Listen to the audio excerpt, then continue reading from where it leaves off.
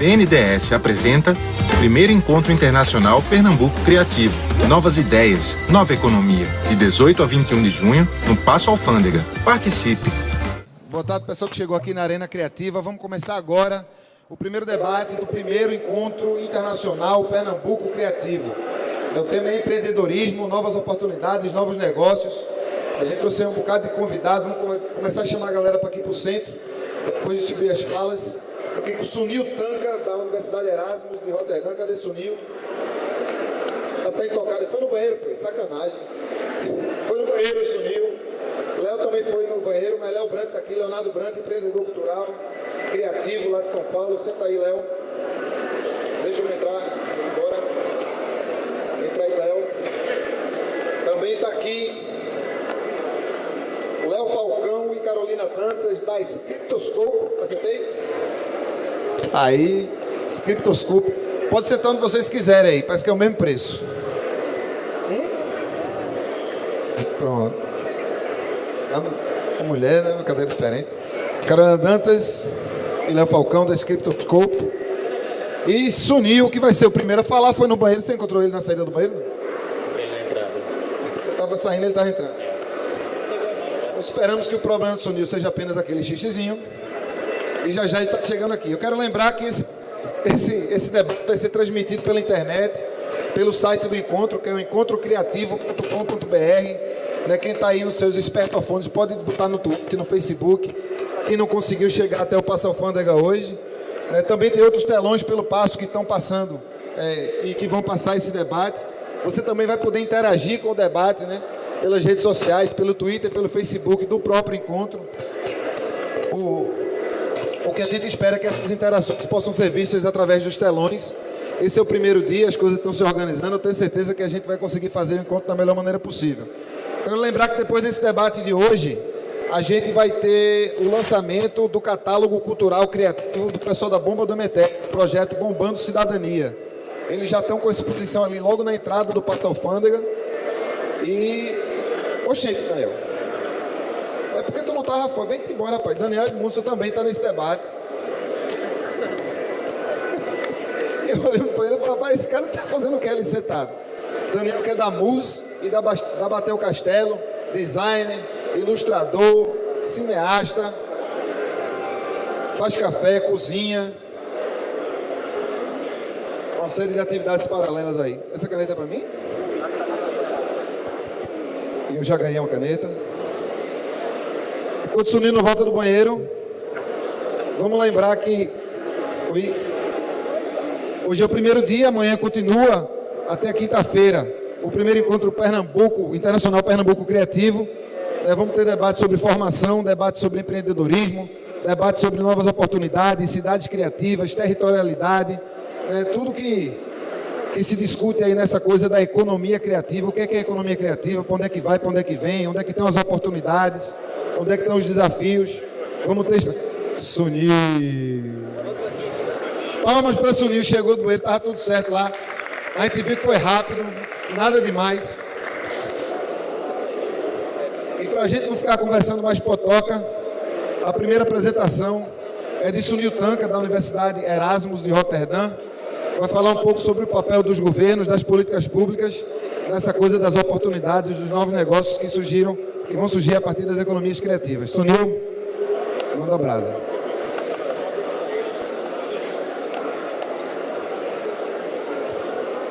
Alô. Muito obrigado, Ivan. Boa tarde a todos. Antes de mais nada, peço desculpas, sou indiano, não falo português. Eu falo português muito bem, vou falar um português meio macarrônico, mas acho que é melhor falar português assim do que em inglês. Antes de mais nada, gostaria de agradecer a todos os organizadores deste congresso para a invitação, o convite de apresentar o meu trabalho antes de vocês.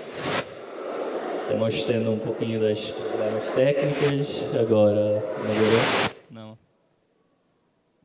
Tá bom? Posso? Tá. Então, gostaria de agradecer a todos para essa oportunidade para apresentar o meu trabalho em frente de vocês. Este trabalho tem início num projeto que acabei de fazer para o Banco Mundial e a Secretaria de Desenvolvimento Econômico do Estado do Pernambuco. E o propósito deste projeto era de analisar a economia criativa neste estado e criar algumas recomendações para políticas públicas para fomentar a economia criativa aqui em Pernambuco. Mas acho que as lições deste projeto você pode traduzir em qualquer país em via de desenvolvimento que quer melhorar e fazer crescer as suas economias criativas. Então, antes de mais nada, vocês sabem, este painel é sobre empreendedorismo.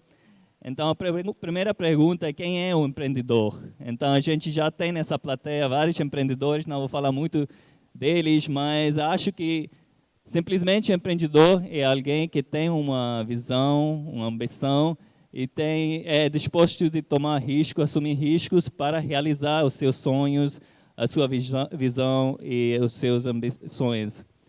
Mas tem alguns... De onde vêm esses empreendedores? Você acha que tem uma concentração maior dos empreendedores em alguns estados, algumas regiões, alguns países, ou uma coisa que você acha em qualquer canto do mundo? Eu acho que o segundo, você acha empreendedores em todos os cantos, mesmo que você ache atletas, políticos e tudo, mas tem algumas regiões que têm a infraestrutura que pode fazer esse empreendedorismo crescer. E o papel das políticas públicas é realmente fazer esse ambiente. Eu vou falar um pouquinho sobre essas políticas públicas. Então, o estudo que eu fiz aqui em Pernambuco foi ver um certo tipo de empreendedor criativo. Em termos de economia criativa, tem 3 tipos de atividades principais. A primeira é pesquisa e desenvolvimento. Os chamados, caras que trabalham aqui, são chamados os nerds, se vocês conhecem. Tem vários aqui, não tem? Tá. Os outros que trabalham na área de produção artística ou cultural, tipo os músicos, estes são os chamados os boêmios. Tem também vários boêmios aqui, não tem? Tá. E finalmente tem aqueles que trabalham na área de finanças, área de consultoria, fazem mais serviço de negócio. Estes são os yuppies. Tem poucos desse tipo aqui. Vejo, não tem gravata, terno, então tem poucos. Então o estudo que eu fiz foi mais ver os boêmios. Então foi um estudo bem interessante. E os setores que estudei foram os seguintes: animação, filmes, moda, música, jogos eletrônicos e design. Mas acho que, de novo, as lições desse estudo você pode aplicar tanto para esses boêmios quanto para os nerds e também para os yuppies. Mas, deixa eu ver. Estava falando antes disso, onde você encontra esses empreendedores. Então, vamos tomar um exemplo do Silicon Valley, onde tem muito empreendedorismo. Não é que realmente na Silicon Valley nascem mais empreendedores, é só que eles têm a infraestrutura para fomentar atividades empreendedores e também atrair de todos os cantos do mundo mais empreendedores. Então tem os russos, indianos, chineses, brasileiros, todos lá. Então você tem que ver o que o governo, o poder público pode fazer aqui no Brasil, aqui em Pernambuco, para realmente criar as condições que os empreendedores locais podem crescer e também para atrair empreendedores das outras regiões, não somente do Brasil, mas também do mundo, para contribuir para a economia local, tá? Então, eu fiz um modelo das políticas públicas que podem ser feitos aqui para realmente fomentar empreendedorismo criativo em Pernambuco. Eu chamei este modelo de RACE. Como sabem, a palavra race em inglês quer dizer corrida. Realmente as várias regiões estão correndo atrás de competitividade mundial. Mas este RACE se refere aqui às 4 etapas sequenciais que o poder público pode usar para fomentar a economia criativa. O R quer dizer reter o talento que já existe, que nasceu aqui em Pernambuco, atrair novos talentos e novos investimentos, novas empresas para essa região. O consolidar e propiciar orientação comercial para esses empreendimentos e, finalmente, exportar e para as empresas pernambucanas e as empresas sediadas aqui chegar até um mercado internacional. Então, atualmente, o estudo que eu fiz na área de produção artística, que tem muito em Pernambuco, que tem uma cultura bem rica, mas mesmo assim, atualmente, o Pernambuco está exportando talentos para o resto do Brasil e internacionalmente. Por quê? A gente tem que perguntar. Tem condições para estes caras ficarem aqui, contribuírem para o desenvolvimento cultural, artístico, econômico para o Estado, para a região? E segunda coisa é que quase 90% dos empreendimentos na economia criativa são de pequena e média porte. Então, as políticas públicas necessárias para fomentar essa economia não podem ser as mesmas que estão sendo feitos trazendo um porto de swap ou fábrica de Fiat. Tá? Próximo. Próximo. Então, antes de mais nada, para reter este talento, a gente precisa dos fundos de capital de semente. Isso é um grande problema aqui no Brasil, que não falta em outros países, tipo nos países europeus, e com certeza não falta nos Estados Unidos, em Silicon Valley. Mas o dinheiro não é suficiente. Além de dinheiro, você tem que capacitar as pessoas, os empreendedores futuros, saber como ter conhecimento de gestão, do marketing. Realmente, eles precisam de um mentoring. Isso você acha muito nos Estados Unidos, na Europa, onde tem uma larga história de empreendedorismo, especialmente na área criativa, a área de economia criativa. Então, as incubadoras são muito importantes, mas mesmo assim, não é só um prédio assim, que você bota 3, 4 empresas, empreendedores para trabalhar com aluguel subsidiado. Realmente, a coisa mais importante em fomentar a economia criativa é propiciar interação entre pessoas que são empreendedores, que são criativos. Então, para fazer isso, você precisa criar espaços interativos, como este espaço aqui, como o Recife Antigo.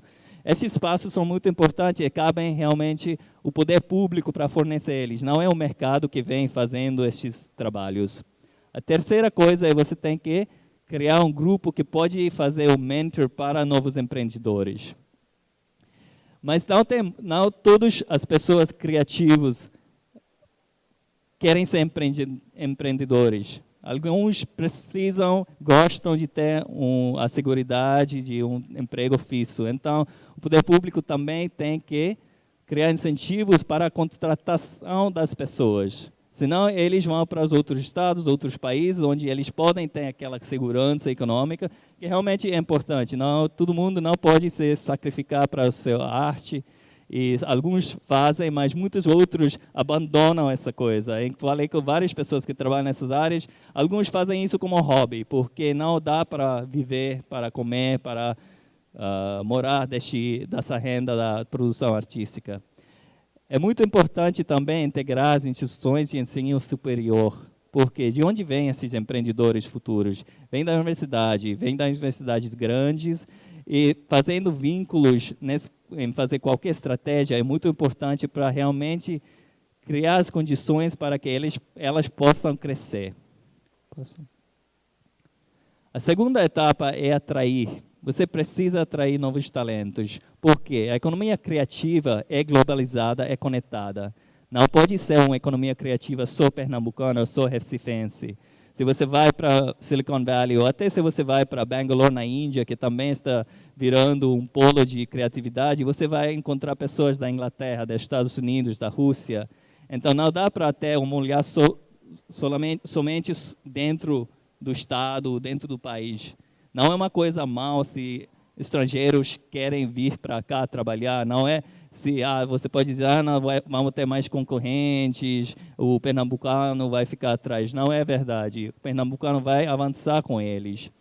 Então, esses caras também são muito importantes em fazer as conexões entre a produção local e os mercados internacionais. Então, Silicon Valley consegue, Bangalore consegue vender para todo mundo. Por quê? Por exemplo, no Bangalore, foram os indianos que foram estudar nos Estados Unidos, voltaram, E fizeram as conexões. Depois chegou um chinês. Então pegar essas coisas, vou vender na China, vou vender na África, vou vender na Rússia.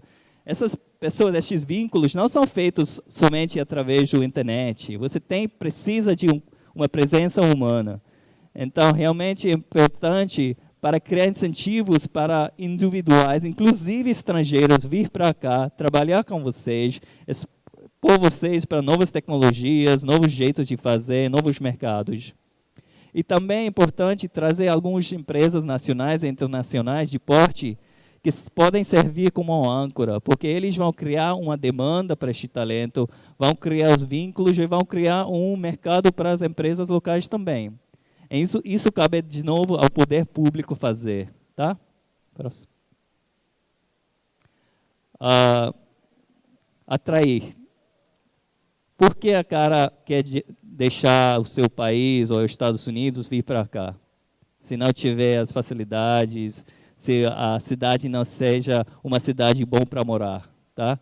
Então, fazer isso, você tem que melhorar a qualidade da vida de todos os cidadãos dessa cidade para que ela possa atrair pessoas de fora. Então, para fazer isso, você tem que desenvolver áreas de uso misto, onde trabalho, lazer, moradia são concentradas, tipo vários recifes antigos, não somente essa ilha aqui, mas outros bairros também têm que ser recuperados, também tem que ter áreas boas para morar, tá?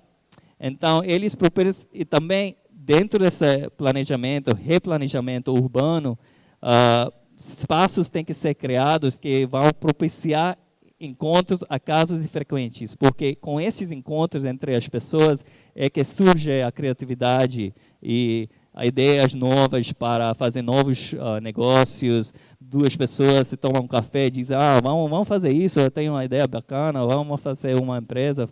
Isso foi feito tudo, por exemplo, você vai para qualquer cidade criativa, você vai ver que tem esses espaços. Então, o planejamento urbano é uma chave para atrair pessoas para querem morar aqui. Não somente o dinheiro vai trazer eles. E, finalmente, você já tem pessoas ficando aqui, está trazendo pessoas de fora, tem que consolidar isso. Atualmente, no Pernambuco, o poder público está financiando muitos produção cultural, mas não tem um olhar comercial. Então, fica cada vez dependendo do financiamento público. Isso não é sustentável. Se tem uma crise daqui a pouco, o Estado começa a cortar gastos. O que vai acontecer com todos esses programas, esses editais, que é o único modo de sobrevivência para a produção criativa aqui? Vai falhar. Então, precisam ter após um período de incubação, a ênfase sobre desempenho comercial. E tem que inserir dentro das cadeias de consumo global. Não pode ficar só de olhar de produção, a gente tem que produzir. Vai ter sobrar oferta. Então, tem que para novos mercados, tem que criar demanda para produtos locais dentro dos mercados internacionais. Mas como é que você pode fazer isso? Não pode deixar só para o governo dizer quais são as metas, tem que ser um processo participativo para todo mundo que está envolvido nestes esforços, definir quais são as metas apropriadas para medir se este empreendimento está indo bem, se a incubadora está fazendo o que precisa fazer. Mas uma coisa que o Estado, o poder público pode fazer é ajudar a produção local através de compras. O Estado é um grande comprador. Na Índia, por exemplo, a indústria farmacêutica está crescendo, está chegando a um nível astronômico. Agora está começando a comprar empresas suíças e tudo. Por quê? Porque é um país grande, começou uma política de compra de indígenas locais, e isso fez ele crescer até que chegou a uma certa massa crítica que agora pode chegar até os mercados internacionais, até dominar eles. Finalmente, depois de fazer isso tudo, você tem que exportar. A única medida de competitividade internacional é quando você consegue chegar até mercados internacionais, concorrer contra os chineses, os americanos, europeus, indianos. Então, dado que a maior parte dos esforços dessas empresas são de pequeno e médio porte, obviamente eles não podem estabelecer uma presença em todo mundo. Então, aqui, de novo, o poder público pode ajudar através de participação nas férias, articulação com os investidores, intervenção para realmente captar o capital de risco, capital semente. Então, estas são as 4 etapas sequentes, em sequência, que o poder público precisa fazer para incentivar empreendedorismo criativo no Estado. Mas sempre tem riscos quando você envolve o Estado. O Brasil, a Índia, a China, você já veja esses países que têm um grande peso do Estado na economia, tem riscos, tem interesses que capturam o Estado, tem cooperativismo, tem ineficiência, então sempre tem que ter um olho sobre eles para ver se realmente estão fazendo o que eles devem fazer, em vez de somente captar recursos públicos para interesses próprios, tá? Mas só este receio de envolver o Estado não pode deixar uma lacuna nas políticas. Você não pode esperar que o mercado vai resolver tudo, porque não vai. Porque no mercado, quem já é forte vai dominar. Então, você deixa o mercado fazer tudo, então você deixa o chinês, que já usou o Estado para conquistar o mercado, ele vai continuar dominando, os Estados Unidos mesmo. Então, o papel do Estado, do poder público, é muito importante nessa etapa de desenvolvimento local. Mas o poder público tem que aprender dos métodos da venture capital, porque no final das contas, a economia criativa tem que dar um lucro, uma renda. Então, tem que ver como é que eles conseguem fazer investimentos de risco e até, no final das contas, sair em frente. É importante aprender dos atores privados. E também para aprender da experiência internacional. Não pode olhar somente dentro do Estado, dentro da região, mas precisa ver como é que eles fizeram os chineses, indianos, americanos, europeus, chegar a um dado mercado, incubar vários tipos de empreendimentos, etc. Tá? Então, só isso. Eu acho que o Recife, a região metropolitana, tem um grande potencial para virar uma cidade criativa, já é uma cidade criativa, pode ser uma cidade ainda mais criativa, ainda mais rentável. Então, com isso, vou acabar e depois a gente vai ter um debate. E muito obrigado pela sua atenção. Então, obrigado. Obrigado, Sunil. Antes de passar a palavra para Leonardo, eu queria lembrar... Cadê o pessoal que ficou com o cartãozinho que eu entreguei no começo da... Levanta aí, por favor. Quem está com o cartãozinho? 1, 2, 3, 4... Ih, rapaz. Eram 6. 1, 2, 3, 4, 5, 6... Devolveu, foi? Então, era isso que eu ia dizer. Eu fiquei com medo da galera ir embora. Quem for embora com esse cartãozinho, isso não é presente, não. Isso é um esquema aí já para a última apresentação. Você ganhou de presente agora. Quem for embora, dá para alguém. Tá certo? Para esses cartões não se perderem, que eles são muito importantes. Beleza? Então, vamos dar prosseguimento agora com o Leonardo Brandt. Ele é pesquisador cultural, empreendedor criativo. E um bocado de coisa que ele mesmo vai dizer. Lembrando ao pessoal da técnica que no final da fala dele tem um videozinho, para vocês já ficarem aí meio que já... Leonardo, manda brasa. Olá. Gente, eu resolvi pedir permissão aqui para falar de pé, para não ficar de costas aí para as pessoas que estão ali, né? Eu vou apresentar aqui, eu estou chegando perto do... Fazer daqui? Deu? Eu vou apresentar aqui um cenário, eu vou tentar compartilhar com vocês um cenário, depois da fala do Sunil, que pega um pouco da questão macroeconômica com o viés da política pública. Vou tentar complementar a fala dele, tentando apresentar quais são as oportunidades que temos hoje no Brasil para o desenvolvimento do empreendedorismo criativo, né? Que é a área que eu atuo, né? Então, só para contextualizar um pouco a minha fala, eu vou me apresentar rapidinho aqui de onde que eu estou falando, qual que é a minha experiência, que é relativamente recente, essa experiência, pode passar uma tela? Que é uma experiência como...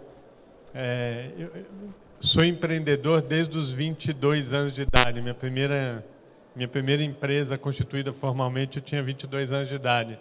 Mas só muito recentemente eu me considero um empreendedor criativo. Primeiro porque tenho todo um histórico de envolvimento com a parte criativa mesmo, ou escrevendo, ou fazendo música, ou fazendo filme. E depois eu fui me observando como alguém que tenta constituir negócios para tentar viabilizar e sustentar a parte criativa. Então, eu fui percebendo que todos os meus negócios eles estavam sendo moldados, de certa forma, para colocar o mundo de negócios, quer dizer, todo o aprendizado que eu fui tendo a partir das minhas incursões no mundo dos negócios, a favor da criatividade. Então, eu tenho uma empresa que chama Bent Associados, que é uma consultoria focada, é uma empresa que já tem 15 anos, os 10 primeiros anos foram totalmente direcionados para desenvolvimento de políticas de patrocínio para grandes empresas, e aí a gente fez isso para Vale, Vivo, Comgás, Avon, assim, uma série de grandes empresas, e de 5 anos para trás eu resolvi largar tudo e comecei a enxergar que o Brasil estava se despontando com um grande potencial para aproveitar o grande potencial econômico que as indústrias criativas, que a economia criativa estava oferecendo, e resolvi focar a consultoria para essa área e trazer todo o conhecimento que eu tinha, tanto da parte de negócios quanto também da parte empresarial, para colocar a serviço de empreendimentos criativos. E com o tempo, eu próprio comecei a desenvolver alguns empreendimentos em torno disso. Então, que são o SEMEC, que é um primeiro centro de formação de negócios criativos do Brasil, e que em breve teremos algumas atividades aqui também, no Recife. Essas empresas eu passei a atuar como investidor e como empreendedor também, né?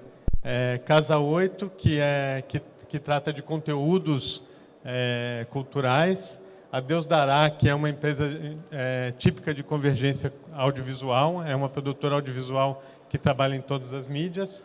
E tem um site Cultura e Mercado, e quero falar um pouco dessa coisa do Empreendedores Criativos, que é uma plataforma criada para desenvolver e para pautar a questão do empreendimento criativo, do empreendedorismo criativo. A gente começou essa plataforma como um reality show colaborativo, que a gente fez uma seleção de vários empreendedores criativos, soltamos uma isca para atrair esse bicho, que é um bicho diferente, esse bicho empreendedor criativo. Sunil falou um pouco dele, que ele tem algumas particularidades, e a gente conseguiu reunir uma turma muito bacana, de 7 empreendedores que começaram a criar e desenvolver seus negócios de forma colaborativa. Nós temos uma dessas, que levante a mão aí, Germana. Germana é uma dessas cobaias, como eu me sinto uma cobaia também. Eu próprio me alimentei muito desse processo todo. Então, vamos rapidinho aí, tem muito pouco tempo para falar disso tudo, né?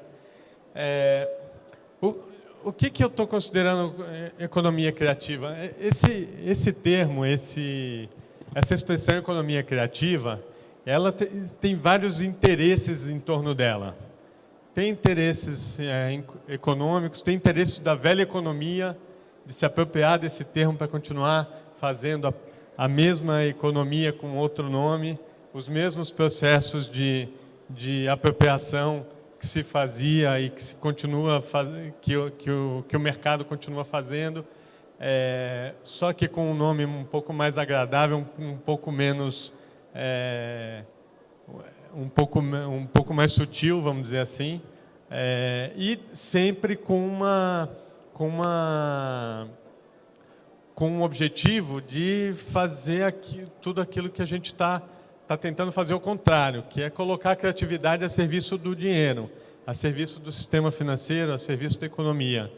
E o que eu acho que a gente tem uma oportunidade aqui, e o Brasil tem uma oportunidade, oportuniza de uma forma diferente de todos os outros países do mundo.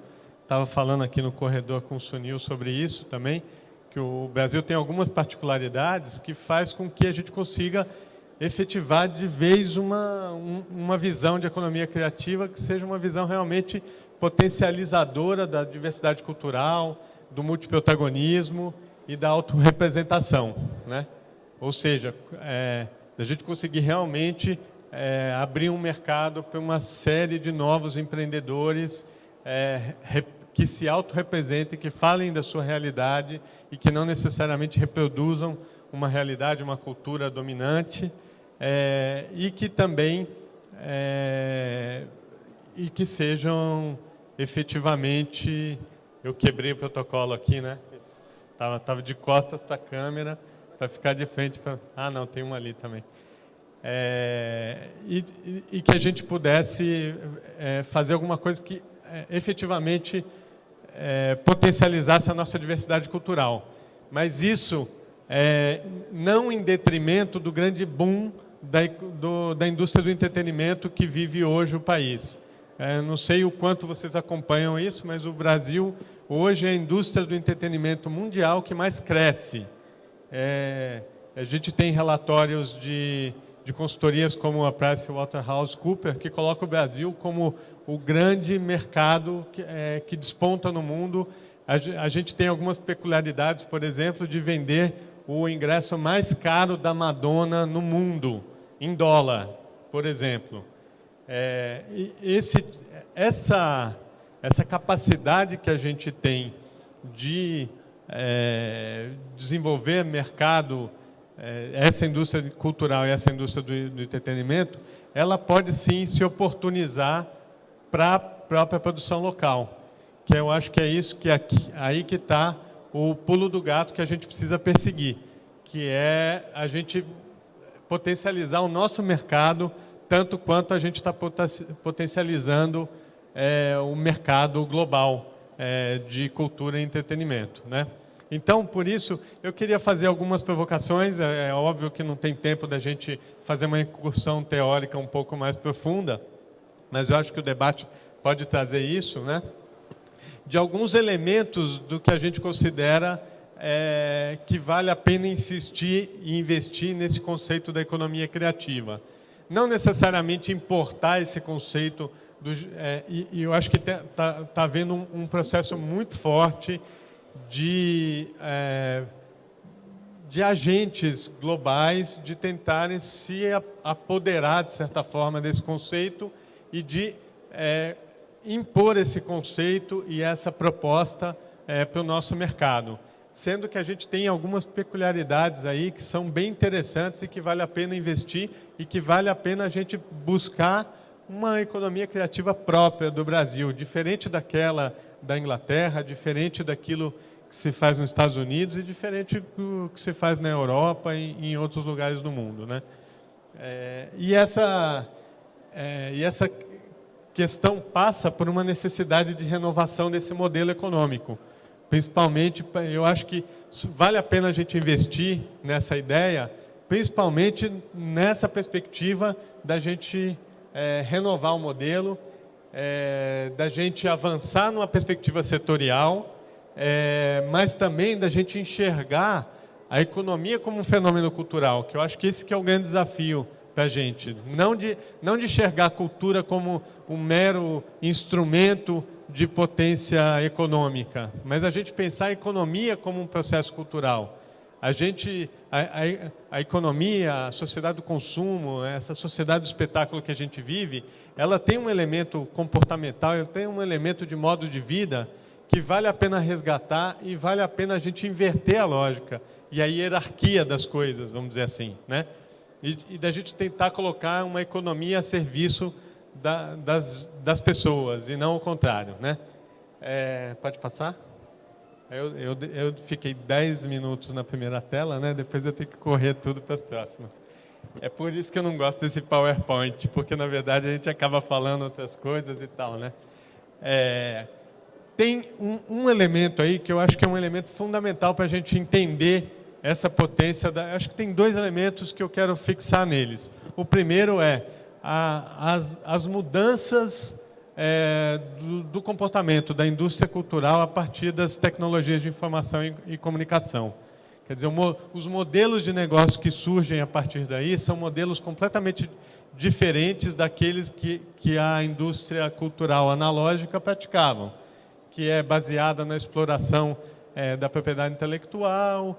Hoje em dia, a gente já observa uma nova indústria que funciona explorando o fluxo de informação multiprotagonista e de autorrepresentação, ou seja, aquilo tudo que a gente coloca nas redes sociais, os filmes que a gente faz, as músicas que a gente compartilha, isso tudo gera novos modelos de negócio e, ao mesmo tempo, alimenta uma nova indústria que vive desse fluxo de informação e desse fluxo de conteúdo que a gente gera, e não necessariamente isso está gerando dividendos, recursos, está agregando valor econômico para quem faz, né? Eu acho que esse é o grande desafio desse novo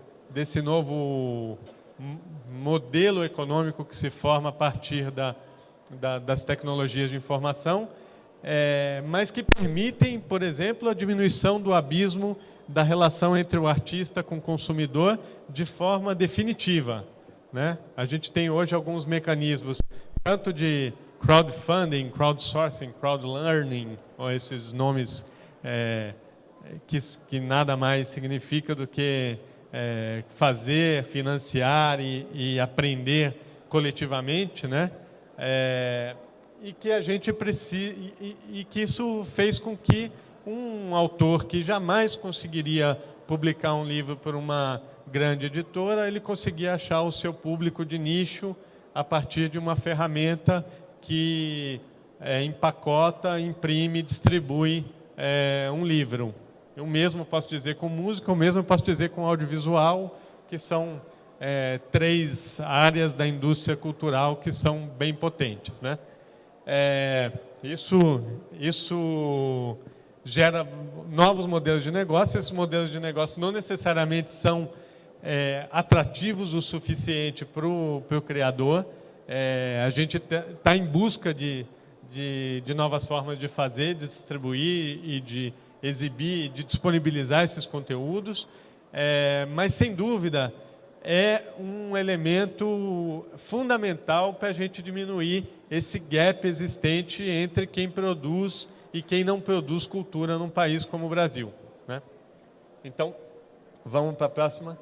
O outro elemento que eu queria colocar é a correlação entre a classe C, a nova classe C, que a gente, nos últimos 6 anos, o Brasil colocou 40 milhões de pessoas nesse extrato social. É um extrato social que tem uma potência econômica incrível e que, diferente de tudo que se diz sobre a classe C, é a classe que mais investe em conteúdo, em educação, em livro.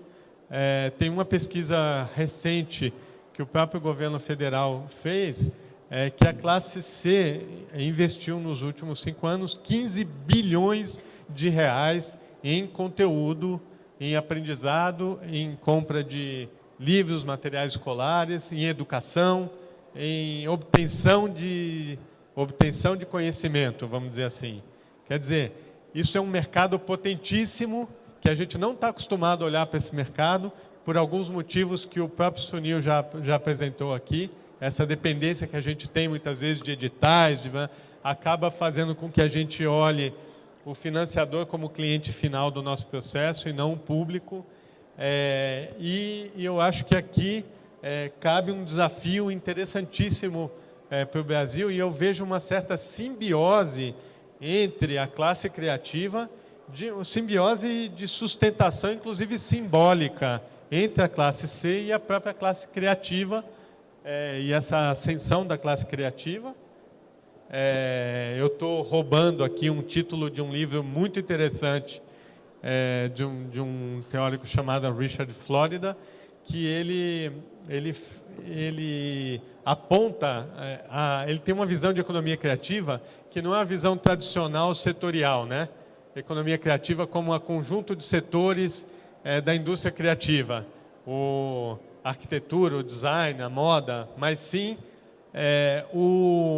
ele tem uma visão um pouco sociológica, mais sociológica do processo, que de enxergar uma classe que tenta e busca uma autossustentação de um jeito diferente do que na Revolução Industrial, que é buscando emprego nas grandes fábricas. A gente tem muita gente, além dos artistas, além dos arquitetos, designers e tal, e ele cita alguns outros setores econômicos, como da biotecnologia, da ciência, de pessoas que estão no mesmo caldeirão, tentando modificar, de certa forma, a relação com o território e a relação com o próprio meio social em que vive, né? Então, e ele aponta alguns caminhos para a gente identificar onde é que fica esses grandes celeiros do desenvolvimento da classe criativa, e ele já diz que o Brasil, 18% da população do Brasil já vive dentro desse sistema, desse modo de vida. Eu diria que é uma cultura. O empreendedorismo criativo eu já colocaria como uma cultura, como um jeito de atuar, né? Um jeito de encarar o mercado, né? De encarar essas necessidades, essas mudanças, de encarar o modelo de negócio, de encarar a sustentabilidade e de colocar esses aprendizados que a gente teve até aqui a serviço da criatividade, né? Eu tinha preparado aqui um videozinho para constranger a Germana aqui, porque é um videozinho que fala um pouco, o nosso... a gente, como fez uma espécie de reality show, a gente fez vários programas para cada imersão. Mas eu acho que a gente pode deixar aí, a gente tem muito tempo, você acha que dá para soltar? Então eu queria soltar para vocês, esse Empreendedores Criativos foi esse reality show, né, que a gente desenvolveu lá em São Paulo com gente do Brasil inteiro, são 7 empreendedores, e aqui fala um pouquinho do processo, de como é que foi, e ele, para mim, ele tem uma importância muito grande, esse processo, que ele tem alguns elementos aqui, que vocês podem acompanhar no vídeo, que são elementos que nos ajudam a compreender a potência desse bicho que está aí solto na selva e que a gente precisa potencializar e dar condição para ele crescer e se fortalecer. Ok? Então, pode soltar.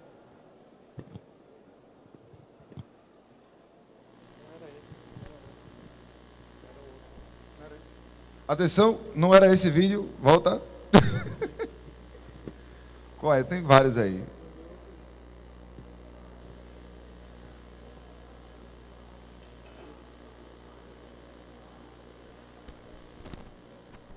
Achasse aí, Caio?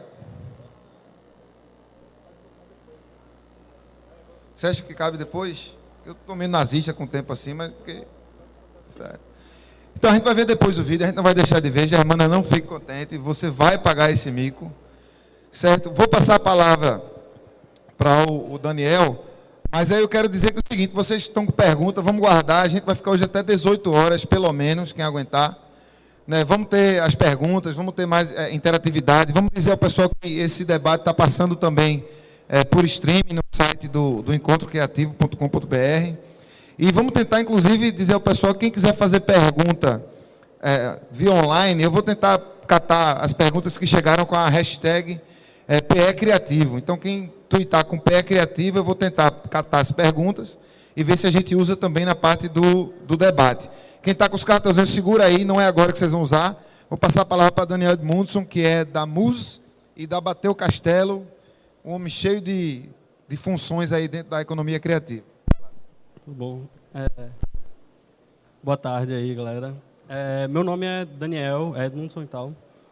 Eu sou empresário, tenho, no momento, 2 empresas que eu acho que estão bem inseridas nessa história de economia criativa. E eu queria, primeiro, apresentar as duas. Apresentar primeiro a MUS e depois tem um videozinho que é a história da Bateu. MUS, todo mundo pergunta, né, por que esse nome MUS? Na época que a gente foi pensar, eu abri um escritório em 2005 com 2 sócios, Eduardo Rocha e Gustavo Guzmão. A gente fez inúmeras listas e tal, nomes e tal, pensando... mas sempre alguém tinha alguma coisa. A gente quase virou Estúdio Coisa, sei lá o quê. Tipo, sempre tinha... A gente ia para casa, mostrava para o pai ou para alguém, e aí alguém sempre não gostava de alguma coisa. Aí Gustavo pensou nesse barulhinho que seria tipo mus, que não significaria nada. Aí a gente achou massa e fez a marca, fez o cartão, mandou para todo mundo. Aí 2 semanas depois, o Tibério, que é um amigo nosso, ele liga lá para o escritório e fala: pô, achei genial o nome de vocês, é Zoom ao contrário. Aí todo mundo ficou super decepcionado, porque a gente achava que tinha criado uma coisa que não era nada, mas eu até gosto dessa visão, tipo, o Zoom ao contrário meio que é olhar as coisas de uma certa forma meio ampla, assim, mas não tinha sido a ideia inicial, não. A ideia era ser só um barulhinho mesmo, não ser nada. Massa. MUS, essa é a marca da gente. Tu pode passar o próximo slide já. O que é a MUS? Como eu disse, a MUS surgiu em 2005, numa época que... acredito que a gente foi um dos primeiros estúdios de design dessa nova safra de estúdios de design e web design aqui de Recife. A gente surgiu, eu trabalhava, eu e Gustavo, na Estúdio Zero, que é uma empresa de Roberta, que está ali, e Giba, que era um escritório de design, se tornou uma confecção, elas têm marcas, a família Ovo e a própria Estúdio Zero. Só que aí saiu eu e Gustavo, porque a gente estava a fim de fazer um escritório nosso e tal. O Gustavo, para mim, é um designer que eu respeito muito, eu acho o trabalho dele muito bom. E quando a gente decidiu de ir montar o escritório, ele me falou que tinha um amigo dele que estudou com ele na faculdade, que era Eduardo Rocha, que eu não sabia nem o nome dele e tal. Falou: tem um amigo meu e ele quer ser sócio também, bora nessa? Bora. Aí a gente virou sócio, eu não o conhecia. Quando conheci ele a primeira vez, foi no Caldíssimo, que era um bar ali perto, que a gente mora todo mundo em Boa Viagem. Aí a gente ficou tudo super feliz, tomou cerveja até 5 da manhã, o garçom expulsando a gente, acordo no outro dia com uma super ressaca. E eu virei sócio de um cara que eu não conheço, né? A segunda vez que eu encontro com ele foi na conclusão do curso dele. E Eduardo é um cara muito calmo. Quem conhecer ele algum dia vai ver, um cara massa, doce e tal. Só que nesse dia, eu não sei o que deu nele, ele começou a brigar com o cara e virou uma mesa. E ele é grande, assim, eu tive que segurar ele.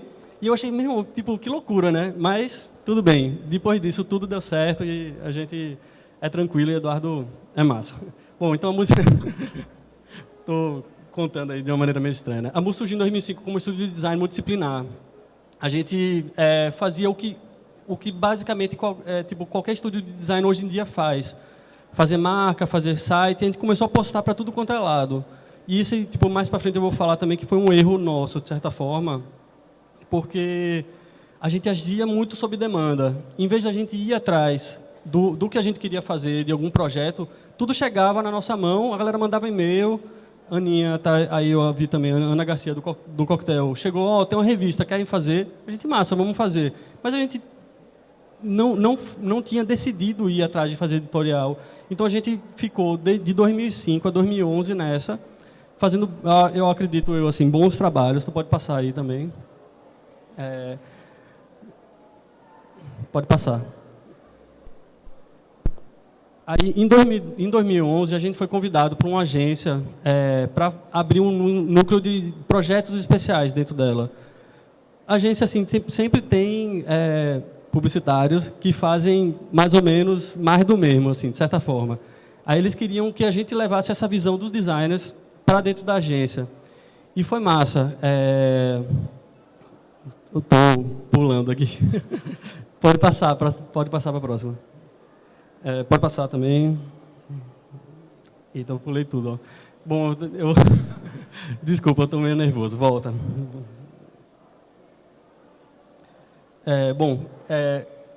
Não, volta para o que fazemos, desculpa. Perdão, galera. Pode voltar mais. É para o que fazemos. Não é como fazemos, é o que fazemos. Esse aí. O termo branding, né, que é... Depois dessa experiência na agência, a gente começou a ver que isso é uma coisa que, de fato, assim, você desenhar uma marca, saber fazer um lettering, fazer um desenho ou fazer uma ilustração, isso não quer dizer muita coisa, assim, tipo, para o ponto de vista de comunicação. É um bom trabalho, mas uma marca ela não se faz com o desenho em si. A gente começou a perceber que uma marca ela é comunicação, ela é tudo, não é só no desenho. O desenho ele não comunica nada, mas como você trabalha isso na própria propaganda, no site, isso tem que ser muito bem pensado. Não é só fazer o manual de uso da marca, mas é você pensar a marca do cliente como algo que tem que ser bem cuidado, sabe? Aí é isso que a gente está focando agora, é o que a gente começou a olhar nesse um ano na agência. A gente olhou para trás na nossa própria história, tipo, que, de certa forma a gente teve reconhecimento, conseguiu prêmios e tal em 2008 ou 2009, eu acho que a gente foi o escritório de design mais premiado no Pernambuco Design, até mais para frente eu mostro também. Mas que isso, no final das contas, não era comunicação. Isso era design, e a gente começou a perceber que o design ele é uma ferramenta do branding. E o que a gente quer fazer como escritório agora é desenvolver projetos de branding, que é pensar do início ao fim toda a comunicação do cliente. Tu pode passar. Aí, como fazemos, né? Isso é o que a gente está desenvolvendo agora. A gente voltou faz 2 meses, a gente está slowly, assim, montando essa nova estrutura. Pensar como designer é pensar também como cliente. A gente se coloca no papel do cliente, a gente usa o design thinking, que é uma coisa que se tem falado muito, mas que é uma coisa que é muito lenta, é um processo lento e que não é fácil também. A gente usava esses processos antigamente, nessa história antiga da música, a gente usava de forma meio amadora, inclusive, quando a gente se divertia, quando a gente estava a fim de fazendo as coisas do coquetel ou uma ou outra coisa, mas não era o nosso foco. Aí a gente começou a ver que é isso que a gente está querendo ir atrás, em vez de fazer só um trabalho e esquecer o que seria a continuação desse trabalho depois. Tu pode passar. Aí, olhando para a nossa história, a gente começou a olhar onde que a gente tinha acertado isso. Aí, um caso que eu acho que quase todo mundo aqui deve conhecer é a história da Delta. Que a Delta, em 2009, convidou a gente. Ela, na época, tinha 5 lojas na cidade e ela precisava virar uma franquia. A gente sentou junto com o João, que é o dono do Delta, e começou a pensar tudo do início. Então, a gente aí começou a ver que o designer não seria só desenhar a marca. A gente até ajudar na forma dele pensar o negócio dele. E aí começou, e é isso que a gente acha que a gente pode fazer, e é isso que a gente quer fazer. Foi um trabalho bem grande, foram 2 anos com o Delta, de 2009 a 2011, que a gente fez basicamente quase tudo deles aí. Então pode passar. Aí são alguns exemplos de trabalhos realizados para o Delta. Você estava em reunião com o arquiteto, fez o site, você acaba fazendo de tudo um pouco, que era uma característica nossa da MUS. Mas a gente não pensava isso como uma engrenagem maior, que nesse caso seria o Delta, que é essa marca no meio. Mas todo o resto faz parte dessa lógica da criação da marca. Pode passar. Isso é um outro caso também que me deixa muito feliz. É o Ecosort do Cabo, que era um hotel, era o Caesar Park, que antigamente era o Blue Tree Park, que aí teve um problema lá.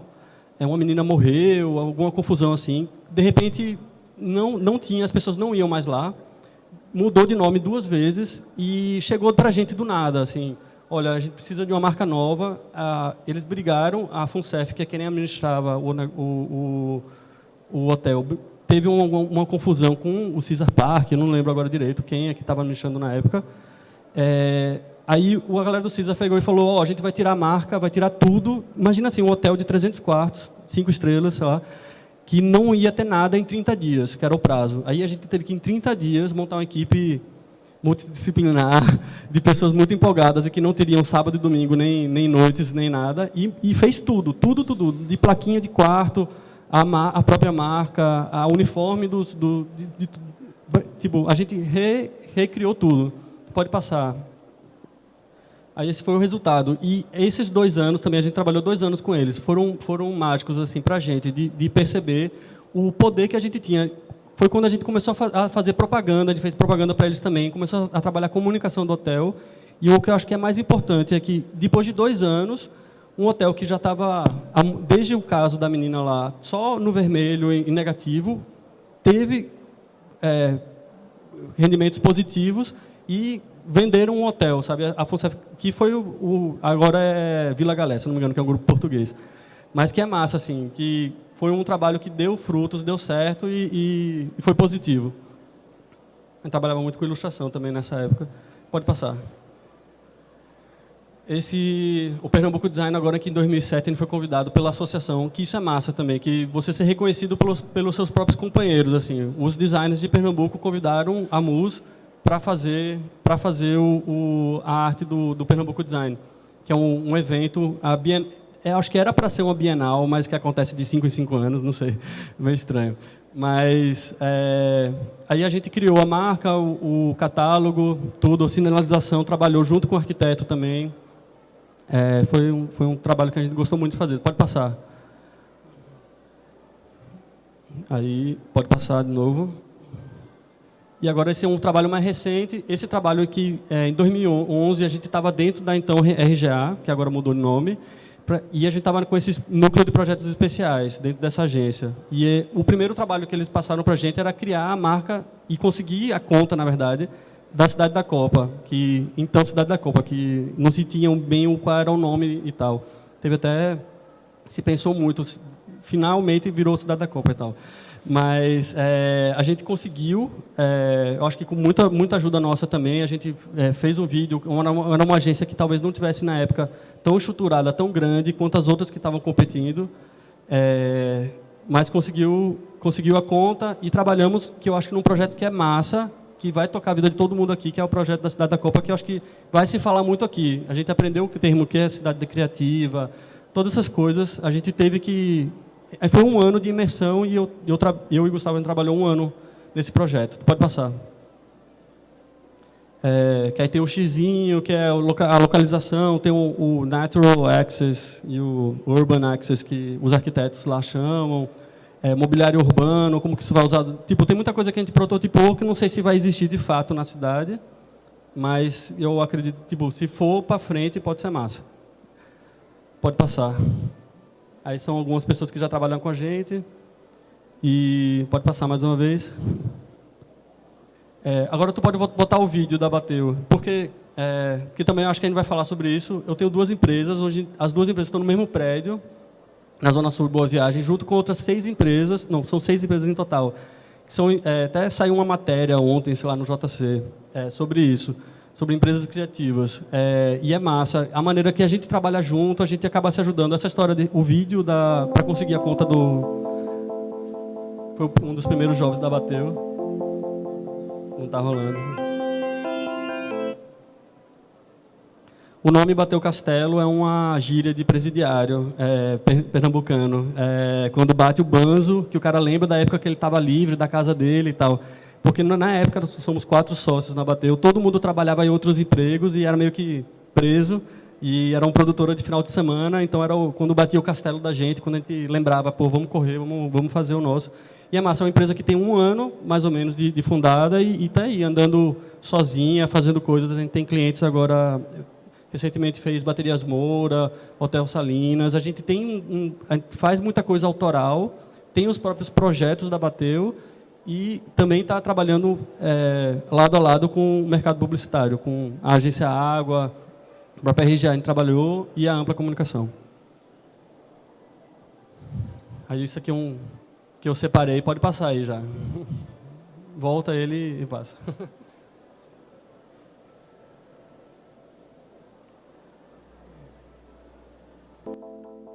Esse é um rio, esse é Rush Praia. Isso é meio que separando 1 ano de Bateu Castelo. Fiz rapidamente com o Malu.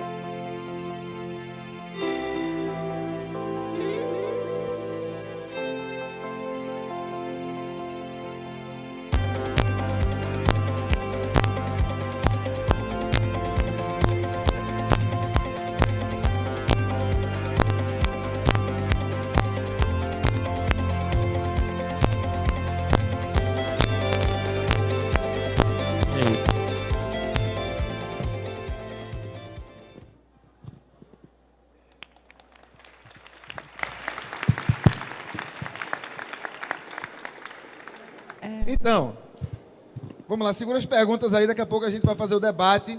A apresentação agora é uma apresentação interativa de Carolina Dantas e o nosso querido Léo Falcão, da Cryptoscope, certo? Você vai me dizendo quando eu tenho que ir atrás do cartãozinho, não é isso? A gente avisa. Então, manda brasa. Gente, boa tarde. Como o Ivan falou, eu sou Carolina, esse é Léo, e a gente está... Falcão, desculpa, porque tem Léo Brant aqui do lado. E a gente está começando um grupo, uma dupla ainda, de design de conteúdo, que é a Cryptoscope. E aí eu fiquei interessada em falar nesse momento, porque, como o Sunil falou, a gente está iniciando nesse caminho de economia criativa, e a gente acha que é um híbrido entre os gêneros boêmio e nerd, assim, e eu acho que também temos vários híbridos aqui, assim, que ficam madrugadas criando e nerdando no computador e tentando desenvolver coisas legais para oferecer às pessoas. Então, a tentativa dessa apresentação é mostrar o que a gente faz e tentar oferecer alguma coisa que a gente acha que é legal e a gente espera que seja uma experiência minimamente interessante. Mas, dentro desse minimamente interessante, a gente vai pedir a paciência e a compreensão de todos, porque tudo que a gente tem feito em economia criativa, principalmente em gamificação, que é algo que a gente está se debruçando e dedicando algum tempo, é experimental. E, como experimento, pode dar errado. Então, assim, de antemão, eu já peço desculpas e peço também para vocês embarcarem, principalmente quem está com os cartõezinhos na mão, na viagem que a gente vai propor agora. Tá bom? Inclusive, esse controle é experimental. Deixa eu ver se ele funciona. Ele não funciona. Okay. Primeira coisa que não funciona hoje. Então, eu vou pedir ajuda aqui a nosso amigo. Pronto, mudou aí a primeira tela. Então, basicamente, a gente tem aqui um tabuleiro em que a gente vai pré-visualizar a nossa apresentação. Vou fazer isso de forma bem rápida. A gente resolveu, para tentar chegar no que a gente está chamando de design de conteúdo, né?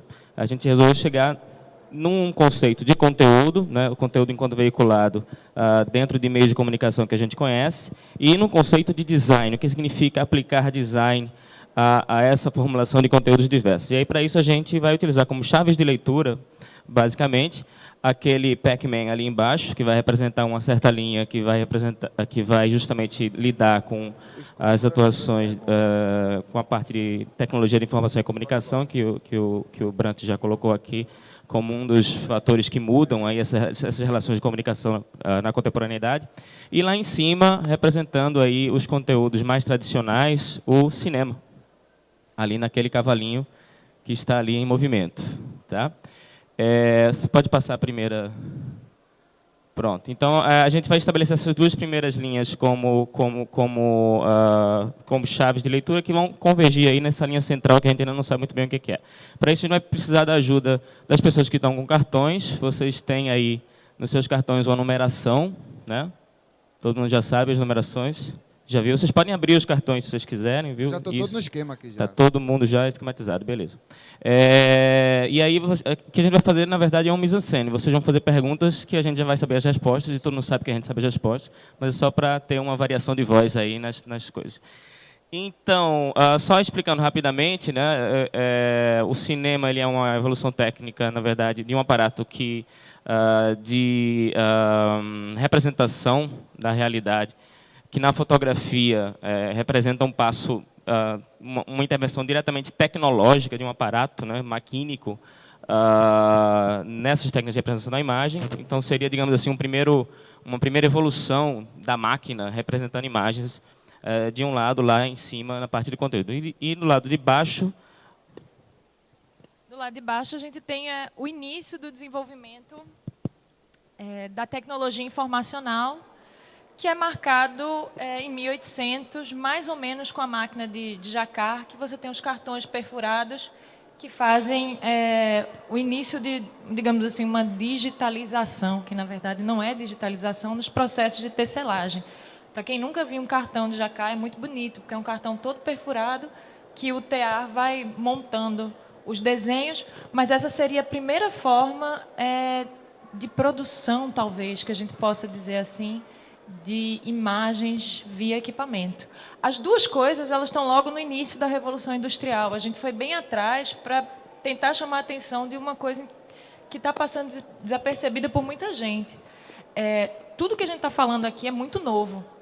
Agora, é um muito novo que tem suas raízes assim na própria modernidade, né, em processos sociais bem mais amplos. E aí? Primeiro, oi, está ouvindo aí? A pergunta que eu escolhi aqui é em que consiste o princípio da quantificação do movimento e qual a sua importância? Por que eu sabia que ia ser primeiro essa? Deixa eu ver se ele muda aqui. Ok, vamos avançar aqui uma vez, deixa eu ver se... Ups, voltou. Ok, então, a quantificação do movimento foi um princípio postulado por um físico inglês chamado Edward Muybridge, em 1870, mais ou menos, que consiste numa experiência que ele fez a partir da perfilação de máquinas fotográficas diante de um curral para provar, por A mais B, que o cavalo tira as 4 patas do chão durante o galope. De fato, o cavalo tira as 4 patas do chão durante o galope, inclusive parou exatamente no ponto em que ele está completamente suspenso no ar, como vocês podem ver, né? Mas isso não é o mais importante. O mais importante foi justamente a noção de que um movimento pode ser desfragmentado em momentos estáticos. E se ele pode ser desfragmentado, ele pode ser refragmentado. Sendo refragmentado, isso vai se somar com o princípio da persistência retiniana, que é a faculdade que a gente tem de reter imagens no nosso cérebro durante umas frações de segundo, e que nos dá justamente a noção de movimento visual. Na verdade, nós captamos vários momentos estáticos parados e, em sequência, a gente tem a ilusão de que as coisas se movem. E esse princípio ele vai justamente ser a base para o cinema, como ele é concebido enquanto meio técnico, e que vai se tornar uma evolução da fotografia enquanto representação de imagem. Quem está com outro cartão número 1? Opa. Então, eu vou até lá, deixar o outro número 1. A gente tem que ler. É o número 1? Temos uma fraude. Não é o número 1 não, para ser não? Não, é o número 1, é o número 1. Eu disse que podia acontecer erros, a interação com a plateia é sempre complicada. É o número 1. É o número 1, vai. Número 1. É o número 1. É o número 1. Como se chama o aparato considerado o primeiro computador da história? Cara, então, a gente disse que a gente fez as perguntas e essa pergunta é uma fraude para quem trabalha com informática. Na verdade, se eu tenho os cartões perfurados de 1800, tudo que vem depois de Jacquard pode ser considerado um dispositivo computacional. Mas a pergunta que eu queria fazer, que é importante para a gente, que está trabalhando com tecnologia digital, é qual o primeiro computador digital da história. E aí se convenciona dizer que o primeiro computador digital da história, ele é um equipamento desenvolvido por Zuse, que é um engenheiro alemão, que foi o primeiro cara que tirou os computadores de uma lógica mecânica e elétrica, e hidráulica também, computadores tinham peças hidráulicas, e começa a pensar em elétrica e em dígitos, que é a base do que todo mundo aqui está fazendo hoje. Cartão 2. Tenho uma dúvida. O que é que diferencia o cinema das outras formas de arte do seu tempo? Muito importante. Então, basicamente, é que o cinema, antes dele virar uma linguagem artística, ele era uma evolução técnica. Ele era um invento tecnológico, na verdade. Ele era apresentado em congressos científicos, né? Como, veja só que maravilha essa máquina que faz as imagens, as fotografias se moverem.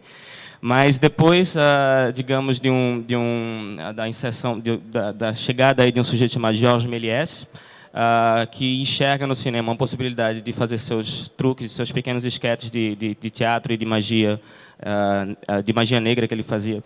Ele começa a instituir uma lógica narrativa no cinema, e é o primeiro passo para o cinema se tornar uma forma de arte, né? Isso para a gente é bem interessante, porque ele de um meio técnico passa a ser uma linguagem artística, e essa linguagem artística ela depende diretamente desse caráter tecnológico do cinema.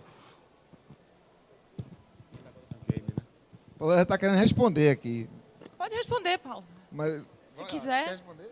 Qual o primeiro videogame digital que se tem notícia? Paulo vai arriscar responder? TK-84 não, né?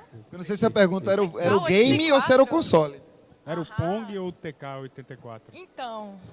Nenhum nem outro. Nenhum nem outro. Eita, perdemos dois. Né? Na verdade, como tudo que é o primeiro a ser alguma coisa, é difícil responder, é difícil precisar no tempo. Mas diz a lenda que o primeiro jogo, que depois virou... depois foi desenvolvido no Atari, é o Space War, ainda em 61. Ele foi jogado pela primeira vez, digamos assim, no MIT, quando ligaram um computador digital a um monitor. E essa ligação do computador digital para o monitor é muito importante para a gente, porque assim como isso que a gente está fazendo aqui diante de vocês é um experimento, essa outra tela que está parada, porque nós dois estamos aqui, ela também faz parte de um experimento que tem tudo a ver com essa lógica de ligação de um dispositivo computacional com um monitor. Na verdade, tem outros computadores antes. Assim. O próprio Turing tem um jogo de xadrez, mas ele não é digital, ele é computacional, analógico. Tem um outro de 47 que se chama Tênis para Duas Pessoas, que foi exibido também no mundo inteiro, mas digital mesmo, sabe? 0101 foi o Space War.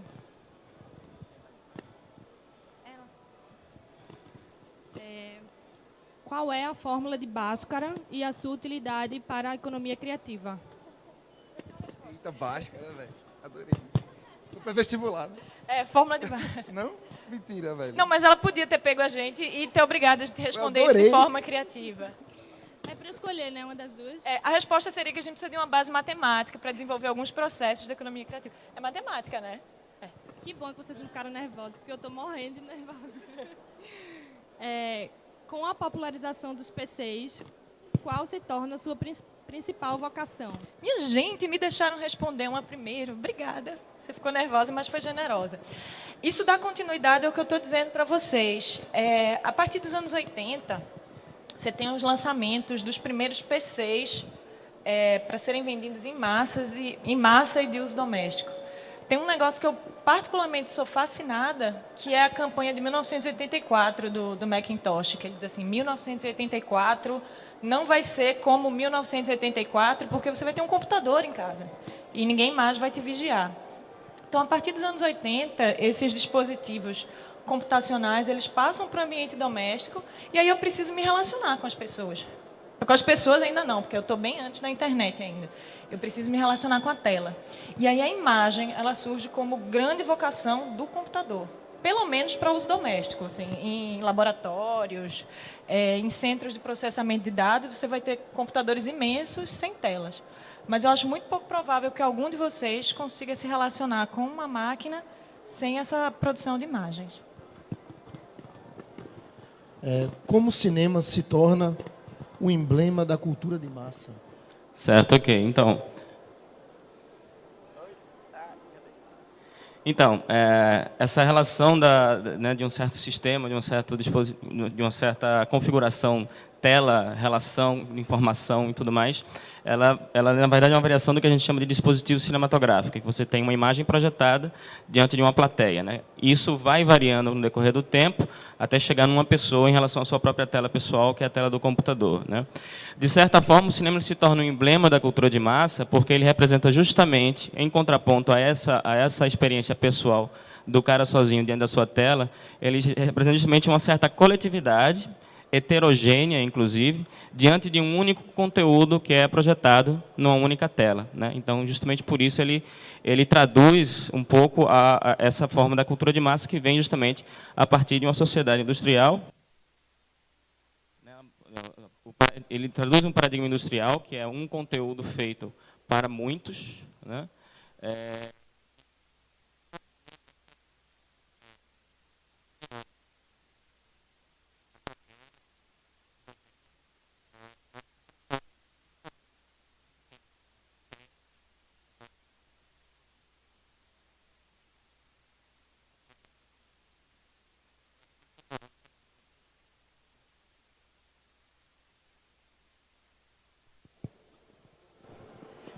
Que é esse paradigma. Esse jogral foi sem querer, viu? Eu não acho bonito, não, mas tudo bem. Que é o paradigma pós-industrial, que é o que a gente está tentando lidar agora que a gente tem um momento de personalização e segmentação da produção. A galera adora dizer que isso tem a ver com tecnologia e com o próprio processo de criatividade que a gente vê se desenvolver no século XXI, né? Nessa primeira década e início de segunda década. Mas, na verdade, isso também começa na década de 70 com a mudança de um paradigma industrial, que passa a ser baseado na produção imediata, que é o modelo Toyota japonês. É isso que viabiliza a gente desenvolver produtos segmentados para as pessoas, e permite que você entre na internet e compre uma variedade imensa de bagulhinhos feitos quase que exclusivamente para você. Ok, aí, agora quem tem uma pergunta é a gente. Sabe que a gente está competindo para falar. É o seguinte, ela disse que estava tremendo e não se apresentou, mas a gente não ia deixar tão fácil para as pessoas que estão com os papeizinhos, não. Você tem o direito de fazer isso. Se quiserem transferir, tudo bem. Quem tem um papelzinho pode abrir, ele é um A4 padrão. Já tem o trio ali. Já tem um trio.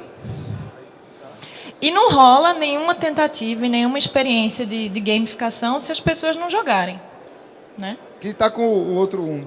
Você, para cá. A gente Eita, teve ficou até... menino contra menina. Que bonitinho. A gente até agora teve a vantagem de responder perguntas que a gente sabia a resposta, né? E agora eu quero que vocês se juntem. As respostas já estão aí nos cartões. Vocês vão ler essas 3 frases, a gente vai lançar uma pergunta. E vocês vão deliberar a resposta. Quem chegar à resposta primeiro, levanta a mão, grita, dá pulinhos, faz alguma coisa para responder. E a gente roubou do evento uns livrinhos bem legais do Conselho Britânico de Economia Criativa para ajudar vocês a se aprofundarem no processo. Talvez Paulo André já tenha, né? Mas tudo bem, a gente recicla e fica meramente nominal para dar um estímulo. Bom, vamos à pergunta da tarde. Qual é a principal mudança em termos de produção de conteúdo? Assim, a gente viu coisa de cinema e de computação valendo. Já tem a resposta? Mas cada um tem uma resposta diferente. Vocês têm que resolver qual é a verdadeira. Vocês já viram qual é a verdadeira? O cara ali fez um bem, sacaneou. Tá trolando vocês ali atrás. Se elas errarem, eu deixo. Você também tem uma resposta. Essa é a resposta. Essa é a resposta de vocês, é isso? É oficial? Por favor, o auditor. Tudo bem, acontece. Bom, então, qual é a principal mudança em termos de produção de conteúdos? As meninas não deram nem chance. Elas já foram. Já foram, já era. Acho que rolou uma defesa de gênero aí. Quando o Léo deu as costas, ela correu logo pro lado das meninas. Não queria me meter, não. Não tem nada a ver com isso. Bom, mas a verdade é que justamente, né, a gente tem agora, pela primeira vez na história, a possibilidade da participação por parte do público na construção dos conteúdos, né, além da sua própria autonomia no consumo desses conteúdos, né. E, bom, o que a gente espera de agora em diante? Já que a gente não tem mais aquelas maneiras de produção que você produz um único conteúdo para uma heterogeneidade de pessoas, a gente tem cada vez uma segmentação maior, a gente tem conteúdo colaborativo sendo produzido, enfim, como é que a gente pode atuar e transformar isso em negócios? Vamos ver o que é que nos aguarda aí essa próxima casa. Não sabemos. Tá? O que sabemos é, basicamente, se esse negócio funcionar, é que a gente tem certas características desse tempo, que a gente já consegue rastreá-las, e a gente tem algumas demandas aí que estão colocadas nesse sentido. A gente tem essa construção autônoma de consumo de conteúdo, a gente tem uma interatividade aberta. É interessante que a gente está num ponto em que se lhe tolhem a interatividade, você se acha agredido completamente. Outro dia eu fui assistir um DVD em casa, assim, eu às vezes pego o DVD na locadora ainda, não baixo todos os filmes para ver, mas era obrigatório você ver os trailers. Eu achei que era um absurdo, porque no VHS você acelerava a fita e não precisava ver o negócio. Mas no DVD eu apertava menu para ir para a raiz e não tinha jeito. Aí eu me irritei logo e tirei o DVD e não vi o filme. até hoje, inclusive. Então, a interatividade faz parte dessa lógica. A gente tem essa questão da produção de conteúdo por parte do público. A gente tem também uma veiculação de conteúdo em múltiplas plataformas. A gente consome isso, inclusive. A gente está no celular, a gente está no computador, às vezes. A gente está na rua e está exposto a algum conteúdo de rádio, ou TV, ou web, enfim. A gente está dentro dessas plataformas e, por outro lado, a gente, depois de uma expectativa meio apocalíptica, de que nós estaríamos escravos de máquinas dentro da nossa casa e tudo mais, na verdade, a gente tem tido a necessidade de ter um diálogo cada vez mais intenso com a realidade, de sair para a rua e de ter lógicas aplicadas dentro dessa história. Diante disso, a gente pensa já em possíveis serviços que lidam diretamente com essas demandas e que são serviços que, para nosso grupo de pesquisa e desenvolvimento, surgiram muito naturalmente, curiosamente, sem que a gente realmente precisasse cavar. Na verdade, eles surgiram e a gente estava simplesmente sensível a essas demandas. Então, o desenvolvimento de conteúdos diversos e lógicas diversas de veiculação de conteúdos, como product placement, né, por exemplo, que é você colocar, por exemplo, um produto dentro de um conteúdo a ser consumido, né? Você não tem mais a lógica de quebra, de intervalo comercial, como a gente tem na cultura de massa, em que a lógica publicitária ela reserva um certo espaço para que aquele espaço seja o espaço reservado para a publicidade. Isso não funciona mais a partir de uma lógica de construção de conteúdo. Você tem realmente que buscar formas de chegar nesse público com sua mensagem assimilada àquele conteúdo que já está sendo consumido, né? A gente tem a criação e produção de conteúdos interativos, então isso tem que estar presente desde a concepção do conteúdo mesmo. A gente tem que pensar cada vez mais em dinâmicas que não só veiculem essas lógicas de interação com um conteúdo mais ou menos estanque, mas que elas próprias possam produzir conteúdos personalizados, pessoais, pelo próprio público. A gente tem a necessidade também de pensar em ações transmídia, que lidem com diversas plataformas ao mesmo tempo, e também um possível caminho para esse diálogo necessário com a realidade são ações de gamificação, como essa que a gente está fazendo, ou essa tentativa que a gente fez hoje, né? de você aplicar uma lógica de jogo, uma lógica de interatividade, uma lógica de divertimento, inclusive, para certas dinâmicas, certas rotinas que são corriqueiras para a gente. E, na verdade, a lógica de gamificação é um pouco essa. É você envolver pessoas, engajar pessoas a partir dessa noção. Diante disso, a gente agradece aí a oportunidade de estar nessa mesa e de conversar dentro desse parâmetro e pensar aí esses negócios possíveis da economia criativa e estar inserido aí nesse ambiente. Muito obrigado.